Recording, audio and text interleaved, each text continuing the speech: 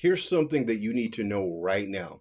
There's a 58-year-old retired teacher in Phoenix named Linda, and last month she lost $40,000 from her Chase bank account because she answered the wrong phone call. If you don't want to be the next person on this list, you need to keep watching because what Chase told her the next morning is going to blow your mind. And there's one specific move she could have made to stop this whole thing from happening in the first 30 seconds that I bet nobody ever told you about. Hey cyber heroes, I'm Clewis, internationally recognized cybersecurity expert, and what happened to Linda is one of the latest sophisticated scams that are on the loose right now. Let me walk you through exactly how it went down. Linda has been with Chase Bank for almost 20 years now. She uses her debit card maybe twice a week.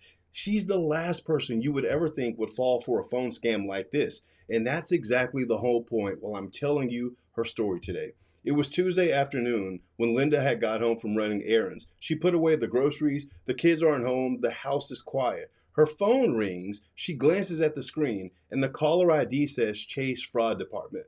Now here's the thing, it's the same exact phone number printed on the back of her debit card that Chase had mailed her when she opened her account in the first place. So when she saw that number, she picked it up because she knew that was her bank. Now here's the first thing Linda didn't know, and most people don't realize, and this matters because it's the entire foundation of how this scam works.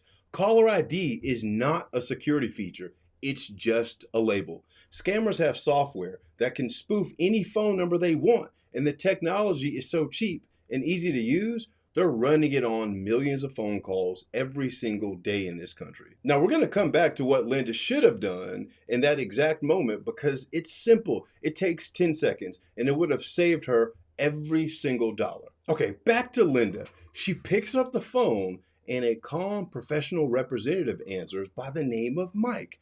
Mike tells Linda, "I'm from Chase Fraud Prevention, and we're seeing some suspicious activity on your account, and I need you to verify a few things real quick so we can keep your money safe." She's sitting down at her kitchen table now, paying full attention. Now here's what's interesting. Mike starts rattling off her account information, the right account number, her last 4 transactions in the right order, her exact balance down to the penny. And by the time he's done, Linda is fully convinced she's not stupid. She hung up on scammers before, but this guy is different because he's quoting things only her bank should know. What Linda didn't realize is everything Mike just told her about her account is sitting on the dark web right now for sale. If anybody with about $18 in a Bitcoin wallet can access it with just a few clicks. So Mike tells Linda one of the most scariest things anyone can hear. He says there's someone in Florida right now trying to wire $22,000 out of your account. And he says Chase has frozen the transaction, but the only way to keep it from going through permanently is for Linda to move her money into a brand new secured Chase account the bank just opened for her in her name and at her local branch. He gives her the routing number and an account number, and the routing number is real. It's an actual Chase routing number from the state of Arizona. She's checking out this information on her phone as he's talking, and it all lines up. Then he tells her something that would make almost anybody panic.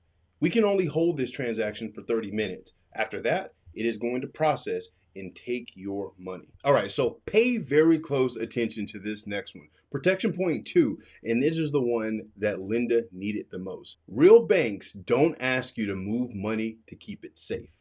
That's one of the biggest tactics that these scammers use, and it's not how fraud prevention actually works in the first place at Chase, at Bank of America, at Wells Fargo, or any other major bank in the United States. If Chase actually saw fraud on your account, they would freeze it on their end, not yours. They don't ask you to wire your life savings to some other account. The phrase secured account coming from anybody on the phone is the single biggest red flag in modern bank fraud right now.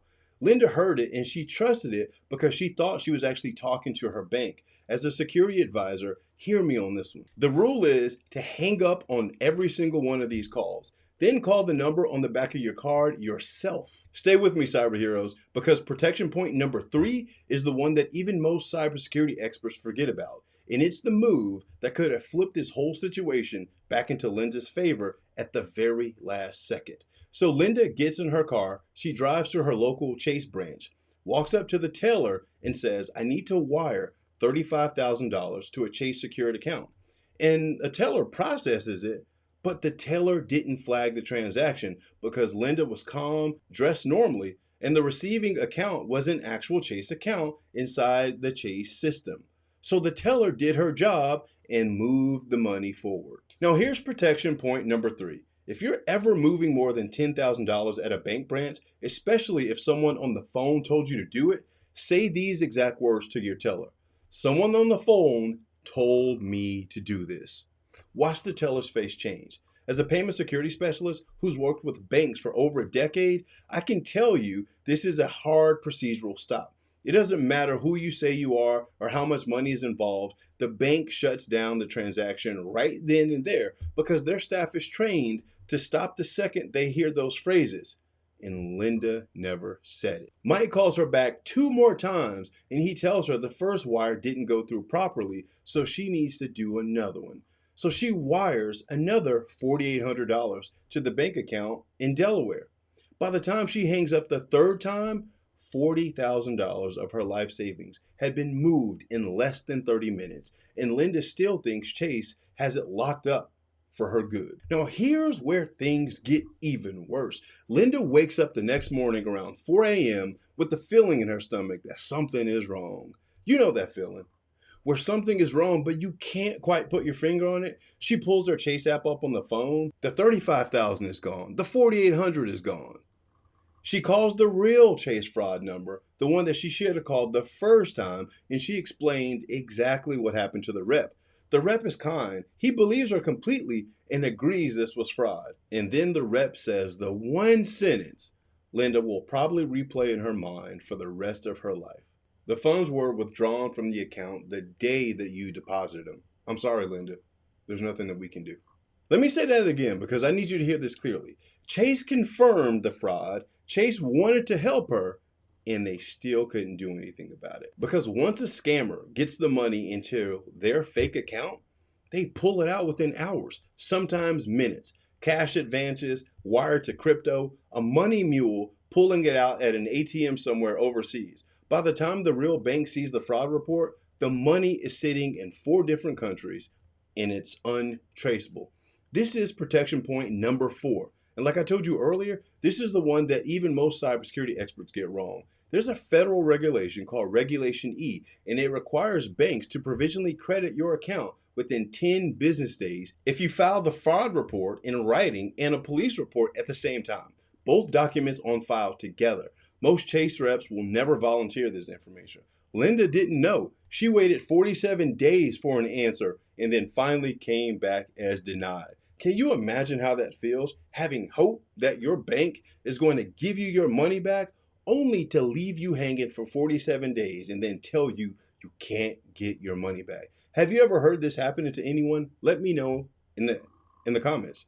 If you ever lose money to a phone scam, here's exactly what you should do. File the written dispute with your bank, walk into the local police department to file a police report. The same day, both documents. Regulation E forces the bank's hand in this situation, but only if those 2 things are on file together. Without them, you are at the mercy of whoever picks up that phone at the bank, and they don't have legal obligation to give you anything back. Let me know in the comments, have you ever had to fight your bank back to get money for a transaction that you didn't commit? Let me know how that went. Now, I already know what some of you are already saying about that comment. Boy, I would never fall for this. I hear you.